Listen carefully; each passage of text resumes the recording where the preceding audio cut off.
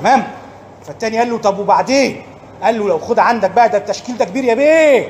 قال له التشكيل ده كبير ازاي؟ قال له ده فيه 19 متهم، انت ما تعرفش، ده فيه فلان وفلان وفلان وفلان. ونلاقي بقى البيه جايب لنا 5 اخوات من عيله واحده، تمام، وواحد متوفي، تمام، وواحد مش عارف له اسمه ابراهيم جابر ما اعرفش ايه، والسيد محرر المحضر للاسف الشديد جاراه فيما ادلى له من اسماء من قائمه وكتبها في محضره ويلا على المحكمه.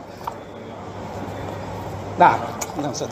انا في النهايه انا اسف ان انا اطلت، ولكن قد تعلمنا من فيض احكامكم ان الاحكام الجنائيه تبنى على الجزم واليقين، فاذا كان الشك قد نضحت به الاوراق وبات اليقين ضئيلا لا يرى بضوء سراج، فهل تؤاخذوننا بالشك وانتم القائلون لا يقضي بالشك قاضي؟